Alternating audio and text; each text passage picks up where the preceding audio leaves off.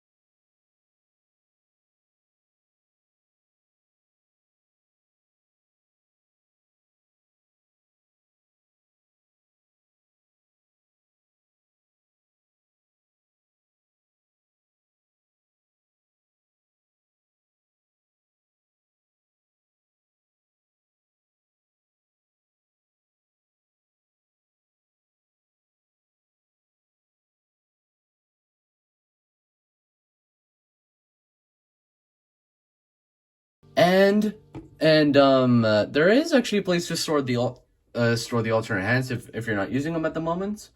Yeah, of course this is included. You get this like runner that allows you to like simply plug in the hands if you're not using them, but there's not room to store all of the hands, so excuse me, honestly, but whatever. And of course, the pinching hand allows you to hold this. Yeah, so how you get Kyubey to like stick in here is you basically just slide his ear in between her fingers, and yeah, sometimes it's kind of hard to get in there, but usually it's a little bit more trouble than it's worth because it's a really loose fit. But I will say, I think Kyubey was a really nice inclusion with this figure, and you even get some articulation with this little thing, which is basically a ball joint at the head, which I feel is a bit too loose, and a swivel at the thick tail. Yeah.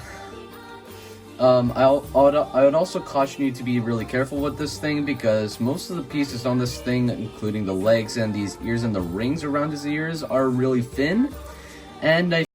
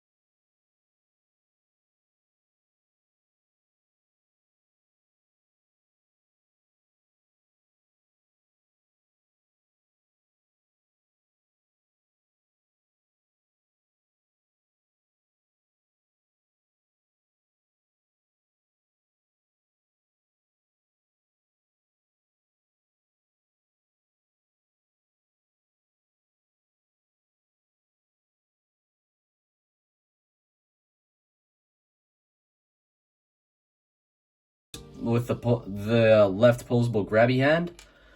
Wait, is it the left? Oh yeah, it's the left and the right. Non-posable grabby hand. Also, you actually have to disassemble this thing to actually allow her to equip it. And what I would recommend doing is like grabbing the spear by here and not applying too much pressure, and holding the spear by the tip, and gently pull the pieces apart, and then you're all set. And let me just.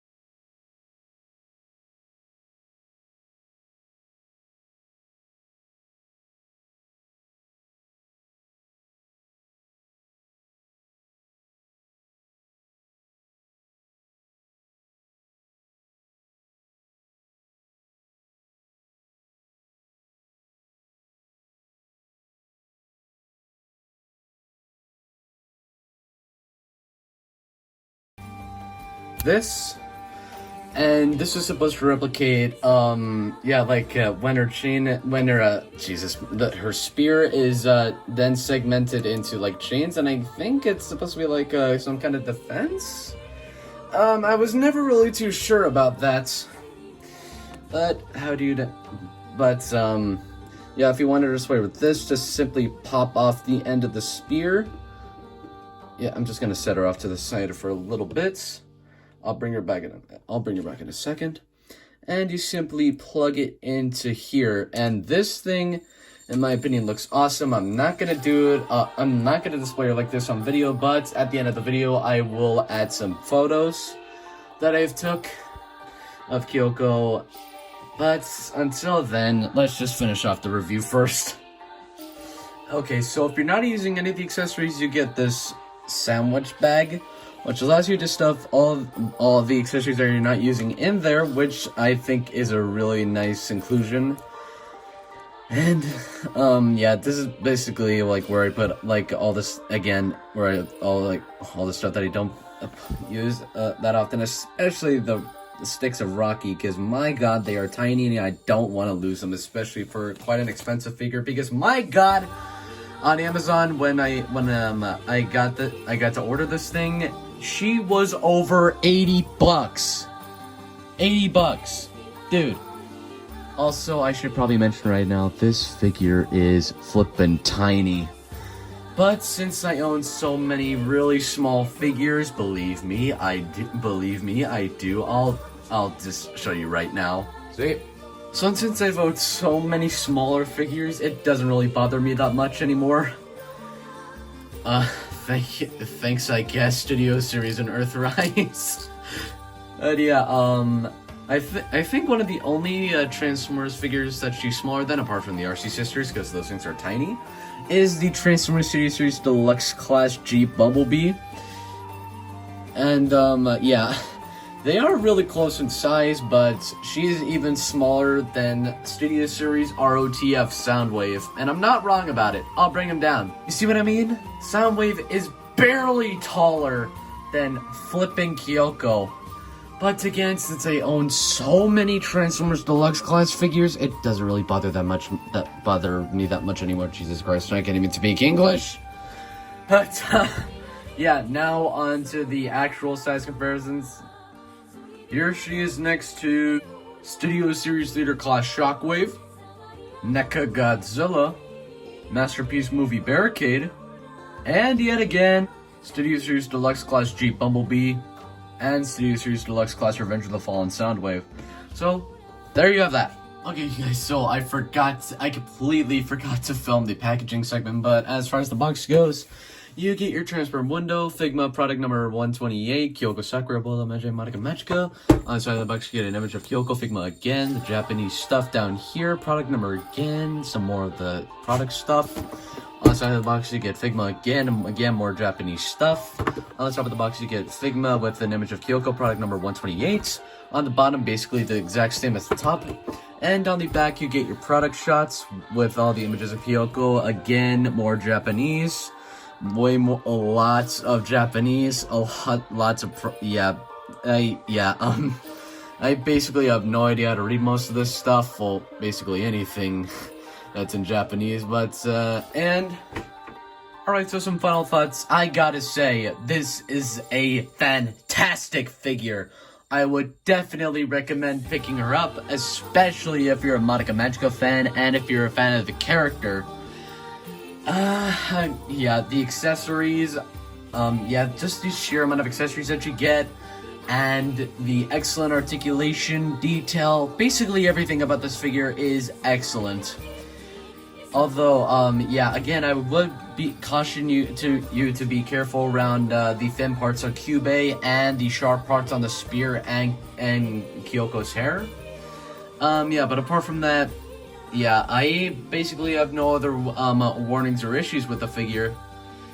Yeah, fantastic painting and sculpting, fantastic posability, solid joints, basically everything, again, is fantastic. So that was my review on the Figma Kyoko Sakura, and